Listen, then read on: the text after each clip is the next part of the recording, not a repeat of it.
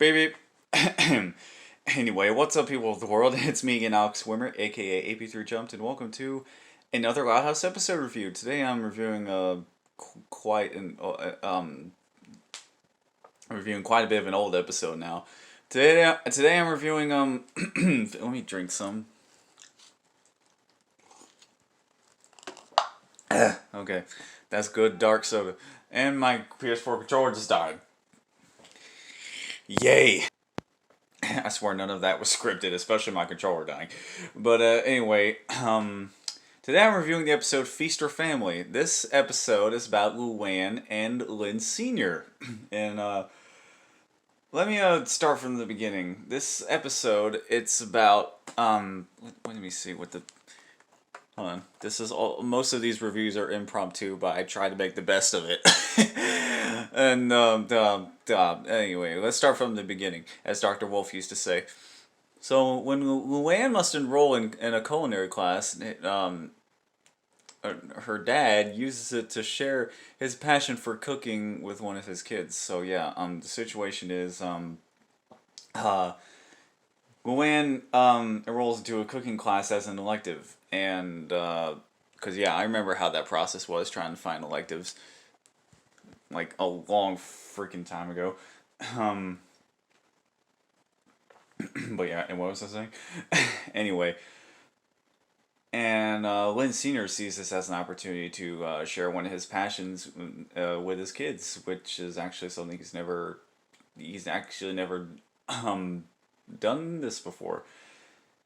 He's never really gotten to share his love of cooking with any of his kids, like if at all. So, excuse me.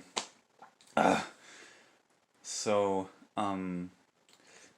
yeah, Luann is nervous about cooking, but she turns out she's a natural. She's like the first four meal things that she cooks like eggs. She bakes like cakes. She even bakes she even makes like some kind of like volcano with baking soda in it, and like baking soda and hot sauce, I think. And so anyway, so after that, the Luann is challenged by her dad to make to try to make an entire dinner for 10 people, being her family. And turns out they make this thing called what the hell do they call it? She makes something called what was Lynn Senior's first dish that he ever created. Something called linguine with clams. I don't know about you, but that sounds. I I don't know if I don't know if that's supposed to be good. I don't know if I like something like that.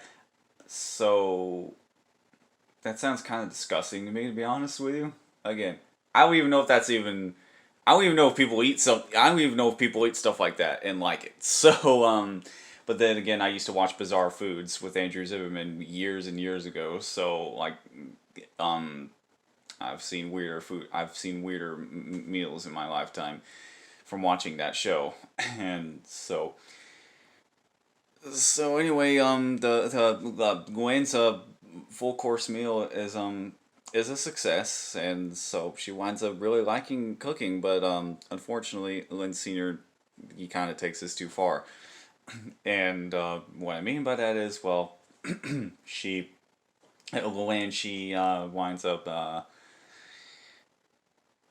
she winds up being put through all these tasks that she didn't really know she was in for, like getting up very early to catch fish, or trying to the mix batter in like a rapidly fast pace. And and the most the most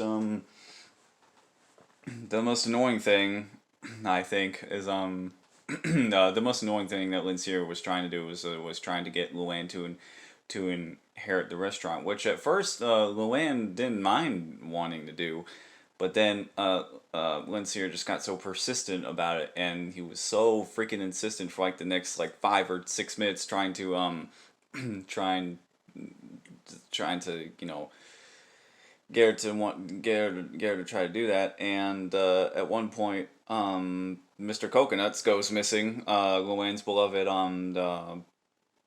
ventriloquist dummy, and so she asked everyone in the house. Nobody knows where he is, and it turns out Lynn Senior put him away because he says that Luann should ditch comedy for this new passion, and at one point Luann just blows up and she's like, I don't want to inherit the restaurant.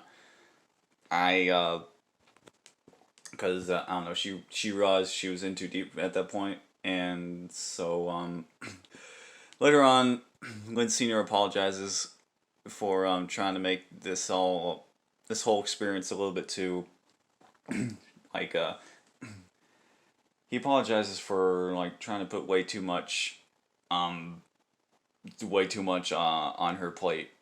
No pun intended.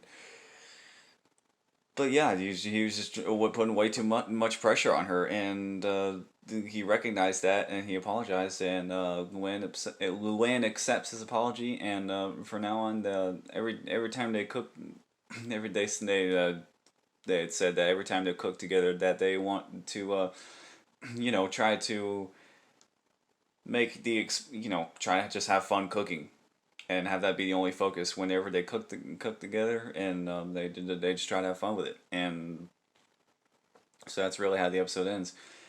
So did I like it? Like this episode? I thought it was pretty good. I mean, we don't get an episode with we don't get very many moments with Lynn Senior and Luann very often, let alone a whole episode about them. And hell, the last like one-on-one moment I remember them having was way back in season 1 when while Lynn Senior was still hiding his face, and it was what episode was it? It was the episode with Lucy's tarot cards or whatever, and Lincoln was paranoid throughout the whole camping trip or whatever. Raw Deal, I think is what that was called. So yeah, I feel like it's been that long since Luann and Lynn Senior have had any have interacted together on camera, and so yeah, that's honestly greatly appreciated. I think that whole overarching thing is what I like about the episode the most. The fact that we get to see these two on screen together again, which again hasn't happened in a very very long time. They, at least not on screen. So yeah, um, so yeah, that's why I like about the episode most. So um, that's just their interactions, and that's together, and that's really all I have to say about that. There are some really cool references and Easter eggs to pop culture, like the show has been doing since day one. But the ones in this episode were especially cool, and were able to recognize them like that right away. So there's a reference to Lady and the Tramp. Cliff and Charles are slurping up spaghetti noodles in the same exact way that how the most iconic scene from that movie goes. Y'all know what I'm talking about. And then there's also a point where Lincoln, he's dressed up as a cowboy, but his outfit looks almost exactly like Woody's outfit. It looks almost exactly like Woody from Toy Story. So he's got the same yellow plaid shirt and same little satchel on his waist, and with the gun holster, I should be saying. Same kinds of boots, same jeans, same kind of hat. The cowboy hat looks very similar, I'm saying. So yeah, that was a really awesome reference. I don't think the show has referenced Toy Story yet, so yeah. Overall, I like this episode. I thought it was pretty good. It's a great Luann episode. Luann was always one of my favorite characters, so if you like Luann, then I think you'll like this episode. So yeah, that's really all I have to say about that. So if you like this video, then don't forget to subscribe. Like the video if you liked it, and ring the bell to be notified of future videos I make, and let me know what you thought of this episode in the comment section below. And stay tuned for more Loud House and Casa Grande's episode reviews. I have plenty more on the way throughout the rest of the month. And then after that, I don't really know what kind of videos I'm going to be making. Anyway, once again, I'm Alex Warmer, aka AP3 Jones. Thank you so much for watching until the end. That is it for me, and I will see you soon. Goodbye. Damn. Son of a bitch.